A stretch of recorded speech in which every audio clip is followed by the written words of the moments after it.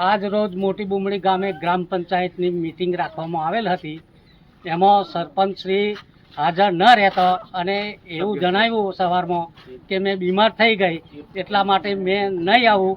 અને અહીંયા ગ્રામ સભામાં લોકો તમામ ગ્રામ સભાના સભ્યો નાગરિકો બધા હાજરી આપેલ છે. અને હવે કોઈને કોઈ પણ પ્રશ્ન કરવું હોય તો કઈ રીતના કોને રજૂ કરી શકે.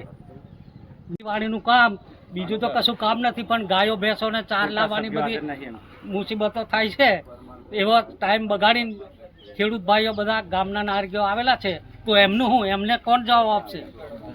એમાં પૂરેપૂરા સભ્ય નહીં. એમાં રામસિંહની વહુનું શું નામલા જસીબેન નહીં હાજર, ભારતભાઈ નહીં હાજર, નાના બુટિયાપુરા મોટા બુટિયાપુરા રાજુભાઈ નહીં હાજર, પછી આપણે રેખાબેન નહીં હાજર. તો અમારે લોકોને કઈ ના જવાબ આપવાના?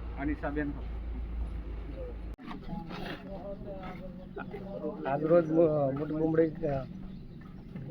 ગ્રામ પંચાયતે ગ્રામ સભાનું આયોજન કર્યું હતું. એમાં સરપંચી તો હાજર નહીં અને પંચાયત પર બી આવતા નહીં. 2 દિવસ કમ્પલસરી હાજર રહેવું જોઈએ, એ બી રહેતા નહીં. તો કોઈ બી પ્રશ્ન હોય તો કંઈ ઘરે રજૂઆત કરવા જવાની, એ માટે નોંધ લીધું. બુમડી ગ્રામ પંચાયતમાં ગ્રામ સભાનું આયોજન થયું હતું. એમાં એવું છે કે સરપંચ શ્રી કમળાબેન પ્રતાપભાઈ છે ને, એ રાત્રે લગભગ 8 વાગ્યાના ગાળાએ એમના લેટર પેડ પર લખીને આપ્યું હતું કે અમે બીમાર છીએ તો અમારાથી ગ્રામ સભામાં આવી શકાય એવું નથી. તો એમને એક જ વિનંતી છે કે એવી ગ્રામ સભા શું કામ નહીં કે જેમાં સરપંચ જ ના હોય, ગ્રામનું એ સંચાલન કરે છે, એક ધણી કહેવાય છે, તો એ સરપંચ જ હાજર નહીં તો અમે કેવી રીતે ગ્રામ સભા યોજીએ?